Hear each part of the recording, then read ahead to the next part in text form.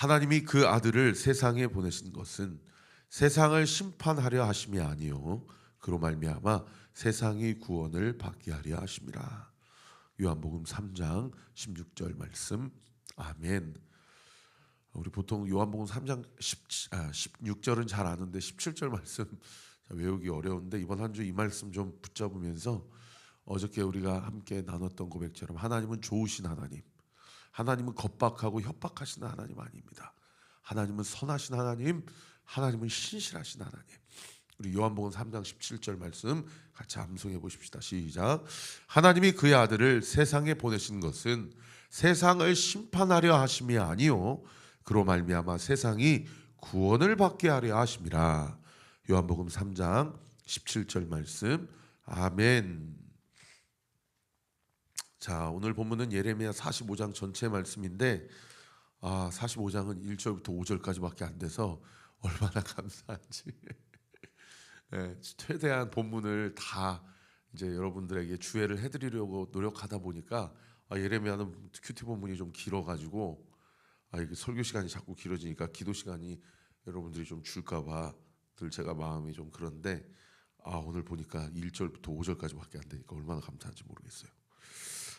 자, 1절에 보면은 이 본문을 썼을 때의 지금 배경이 언제인지를 기록하고 있는데 이때가 유다의 요시야 왕 아들 여호야김 넷째 해라는 거예요. 그러니까 이때는 BC 605년입니다. 이 여호야김 왕 때. 그러니까 우리가 어제 본문까지 살펴본 거는 BC 586년에 예루살렘이 망하고 아마도 1년이 지난 585년 즈음에 벌어진 일이라고 추정을 하거든요. 그러니까 지금 20년 전의 이야기가 갑자기 45장에 나오고 있다라는 거예요. BC 605년이니까요.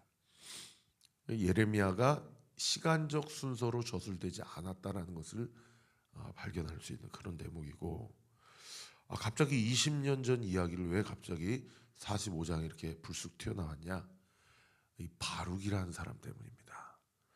사실은 이 예레미야는 예레미야서를 직접 쓴 것이 아니라 바룩이라는 벗을 통해서 대피를 하게 해서 오늘날까지 이렇게 2500년 이상 지난 이 텍스트가 이 하나님의 심판의 계시의 말씀이 우리에게까지 전달되고 있다는 건데, 예레미야가 아무래도 그 바룩이 마음에 걸렸었던 모양이에요.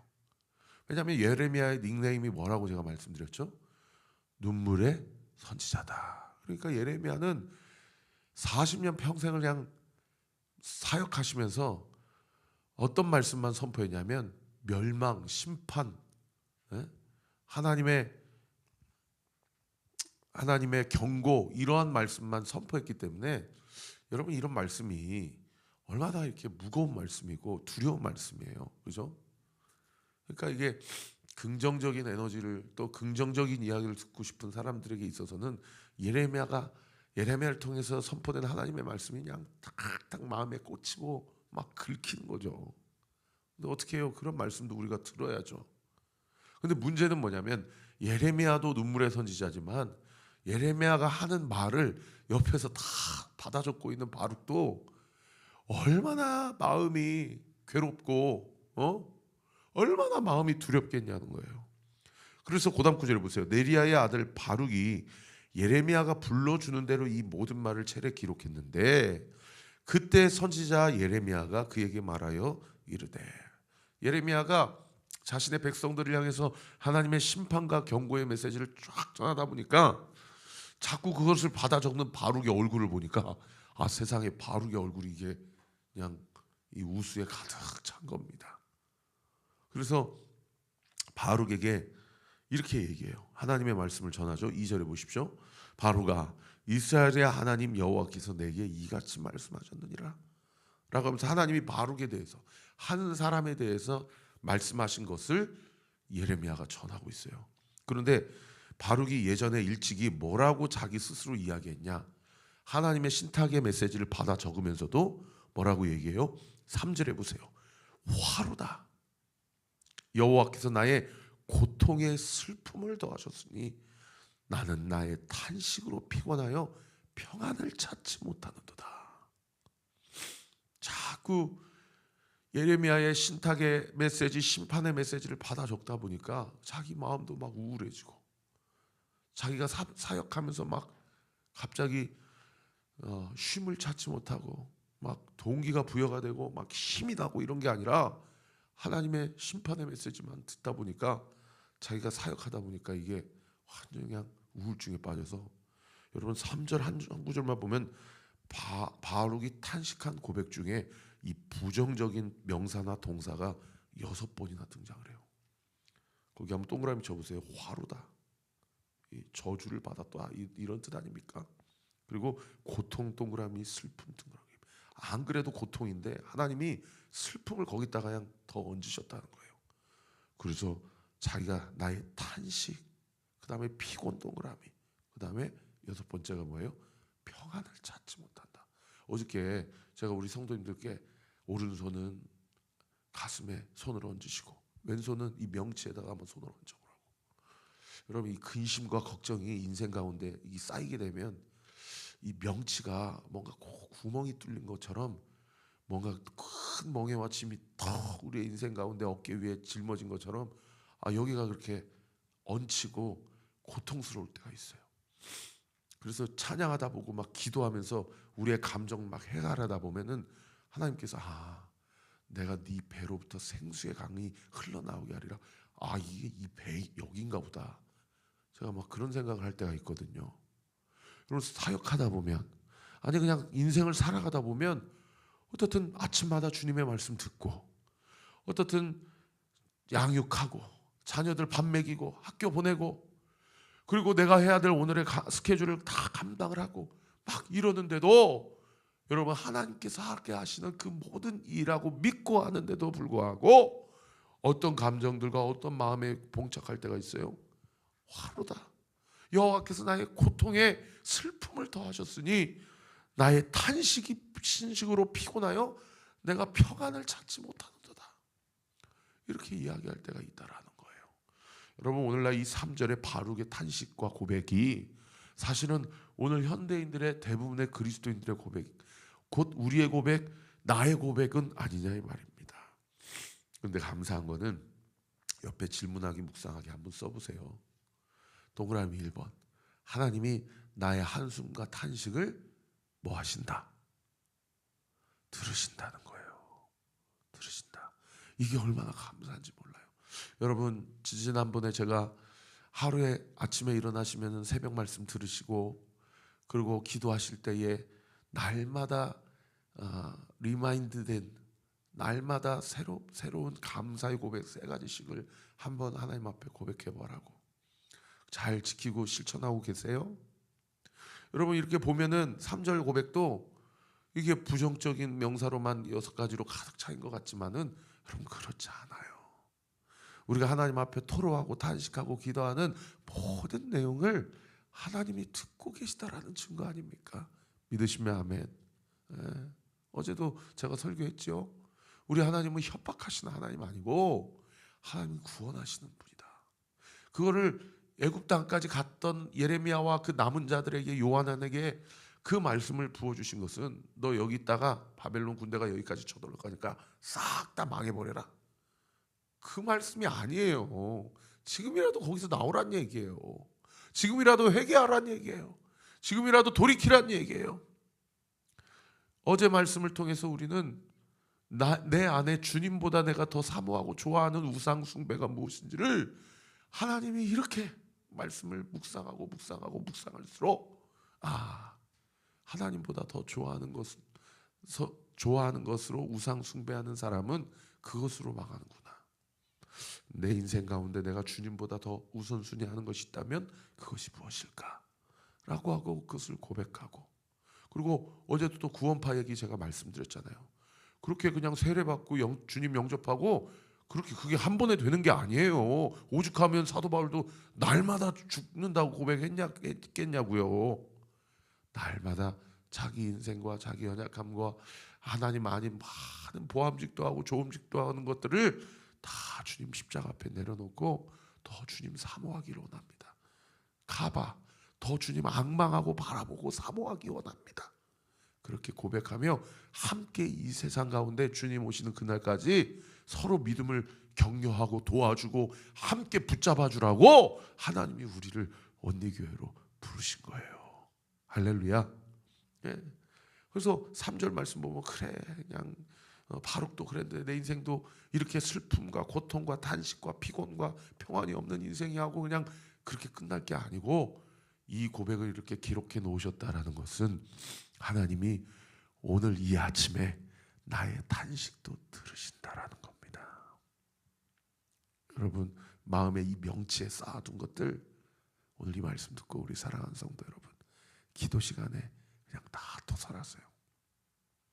그리고 목찬주에 좀 나오세요. 지난주도 한 성도님이 막 통곡하고 그 마음의 울분과 그 마음에 쌓아뒀던 모든 우울한 것들을 막 다 토설을 하는데 저는 사실은 제가 이렇게 안수하고 기도하면 뒤로 넘어간 일이 이렇게 많이 없거든요. 근데 제가 능력이 있어서가 아니라 성령께서 임하시는데 안수하고 기도하는데 그분이 막 뒤로 넘어가더라고요. 그래서 막 안에 있는 막 하는 것들이 막 나오는데 예전에도 김은호 목사님한테 제가 기도 훈련 받을 때 목사님이 그러셨어요. 기침하고 싶으면 하라고. 가래 나오면 뱉으라고. 막 그러셨어요.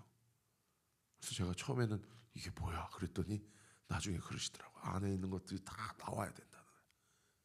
안에 쌓인 것들, 안에 뭉친 것들, 얹힌 것들이 다 토설이 되고 다 나와야 성령께서 우리의 마음 가운데 파스칼 철학자가 이야기했던 신학자가 얘기했던 하나님으로만 채울 수 있는 이 공간, 하나님이 좌정하시는 이 좌소, 이 마음의 중심에 성령 하나님께서 우리 가운데 좌정하시고 우리의 삶을 인도하시고 우리의 삶 가운데 함께 하시는 줄 믿으시기를 예수님의 이름으로 축원합니다. 그래서 4절에 그렇게 이야기했지 전에 그러면서 4절에 뭐라고 얘기해요? 너는 그에게 이르라. 예레미야에게 바로에게 가서 이르라 라고 하나님이 말씀하셔요. 하나님이 뭐라고 말씀하십니까? 4절 중반절에 보세요. 보라 나는 내가 세운 것을 헐기도 하며 내가 심은 것을 뽑기도 하나니 온 땅이 그리하겠거늘. 여러분 이 말씀 그 옆에 한번 써보세요. 예레미야 1장 10절. 예레미야에게 하나님께서 콜링 소명을 주시고 부르실 때 하신 말씀이에요. 내가 여러 왕국을 세웠지만은 그것들을 뽑고 파괴하고 파멸하며 넘어뜨리고 건설하고 심게 하는 자다. 하나님 스스로를 예레미야에게 그렇게 나타나신 것처럼 바룩에게도 또 이 표현을 그대로 하시는 거예요. 또 예레미야 45장 4절 말씀 지난주 말씀에도 이런 표현이 나와요. 하나님은 세우기도 하시고 헐기도 하시고 할렐루야 심기도 하시고 뽑기도 하신다라는 거예요. 그러니까 우리가 영적으로 철이 들면 당장 우리가 철이 덜 들었을 때는 내가 죽겠어요. 고통 가운데 우리 하나님은 슬픔을 더하시는 것 같아서 하나님이 못마땅하고 하나님 앞에 섭섭병이 걸리고 그래요. 그런데 영적으로 철이 들면 하나님 마음을 통찰하게 되고 하나님 마음을 알아들이게 되죠. 그러면 어떻게 됩니까? 나보다 하나님이 얼마나 더 아프실까? 나보다 하나님이 얼마나 속이 뒤집어지셨을까? 왜요? 그분은 심기도 하시지만 그걸 뽑기도 하시고 그분이 다 세우셨는데 다윗 왕국을 다 세우셨는데 세상에 우상 숭배로 말미암아 그걸 다 헐어버리셨으니 그분의 마음이 어떠하셨을까? 이 193페이지 김명희 성도님의 간증문을 한번 읽어보세요. 이분이 남편이 돌아가시고 그 다음에 바로 친정아버지 돌아가시고 1년 있다가 친정어머니 돌아가시고 그리고 아들이 세상에 낙상사고 일어나서 허리가 부러지고 막 가정 안에 이런 일들이 막 연속적으로 일어나니까 신경과 가가지고 진단을 받았는데 세상에 기일증후군이라는 진단을 받은. 기일증후군이 뭐예요? 남편 죽은 날, 우리 아버지 돌아가신 날, 우리 어머니 돌아가신 날이 다가오면 갑자기 극심한 우울에 빠지고 극심한 이 불면증과 이 좌절감에 빠지는 게 기일죽은 것 아닙니까? 그래가지고 소그룹에서 리더인데도 전혀 굳건한 모습을 보여주지 못하고 그냥 맨날 눈물 흘리고 죽겠다 못 살겠다 슬픔 위에 고통을 더하셨다. 이런 고백만 해서 너무 힘들고 하루하루가 살고 싶지 않았는데 세상에 이분이 말씀을 묵상하면서 거기 뭐라고 얘기합니까? 마지막 단락에 오늘 말씀을 묵상하는데 세우신 것을 직접 할 수밖에 없는 하나님의 심정은 오죽하실까? 여러분 이게 성령 하나님의 말씀을 통해 그 사람의 인생 가운데 로고스의 말씀이 살아있는 레마의 말씀으로 그 영을 완전히 살게 하시는 성령의 역사 아닙니까?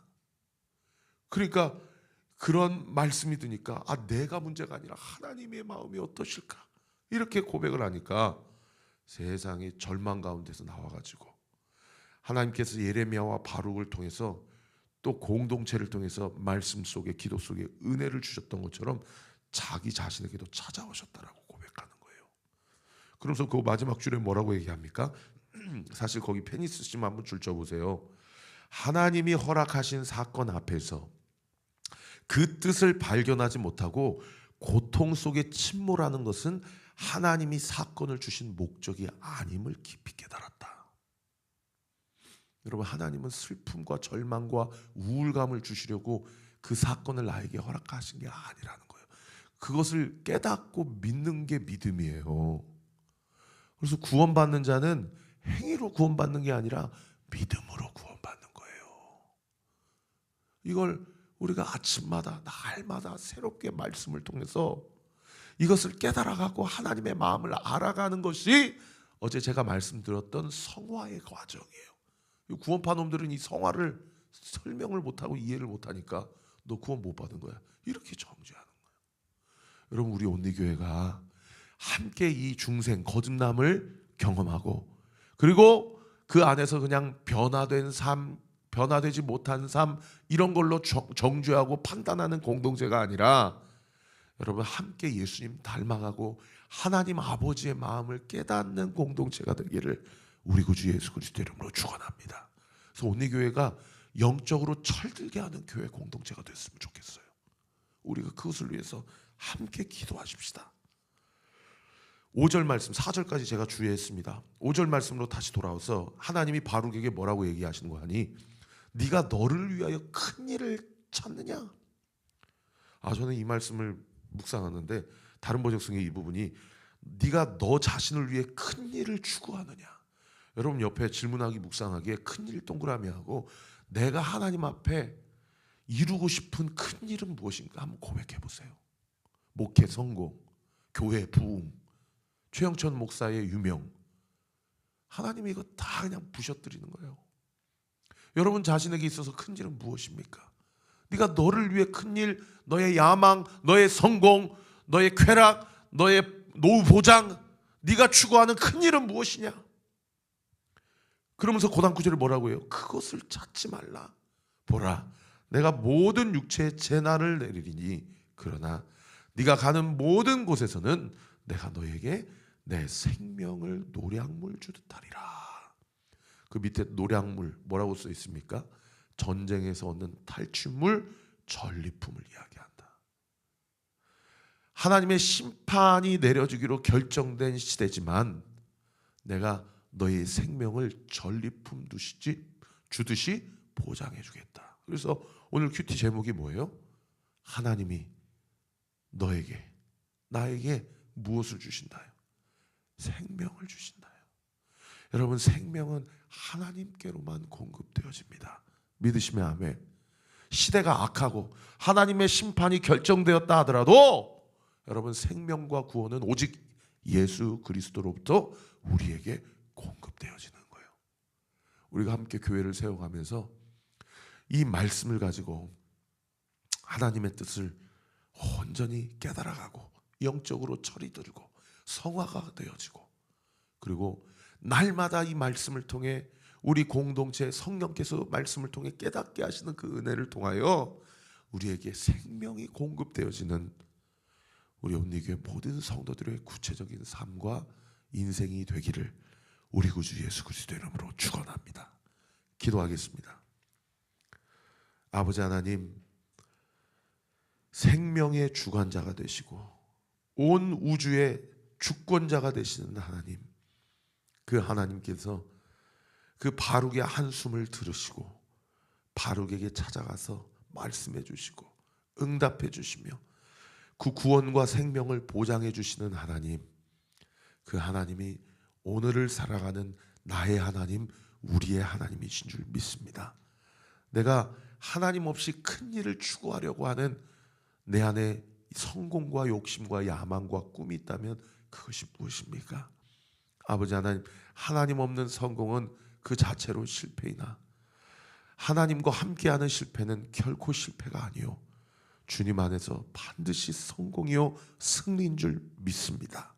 우리에게 믿음을 더하여 주시고 오늘 주신 말씀처럼 고난과 고통의 사건 앞에서 하나님의 뜻을 발견하지 못하고 감정적으로 침몰하는 것은 하나님이 그 사건을 허락하신 목적이 아님을 깨닫는 은혜가 있게 하여 주옵소서.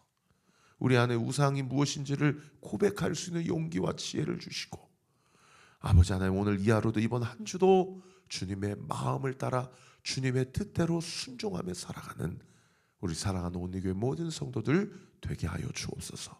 오늘 이 아침에 주님 앞에 간구하고 기도하는 우리 성도들의 모든 기도 한숨까지 다 응답될 지어다. 응답될 지어다. 응답되게 될 지어다. 우리 사랑하는 윤영천 문지성 가정 예수의 이름으로 명하노니 태문은 열릴 지어다. 열릴 지어다. 열릴 지어다. 예수님의 이름으로 기도합니다. 아멘. 이제는 우리 구주 예수 그리스도의 은혜와 하나님의 사랑과 성령 하나님의 위로교통 충만하심이 주신 말씀 붙잡고 오늘도 주님 안에서 주님과 함께 동행하며 승리하기로 결단하는 우리 사랑하는 온리교회 모든 성도들 머리머리 위에 지금으로부터 영원토록 함께 하시기를 간절히 축원하옵나이다. 아멘.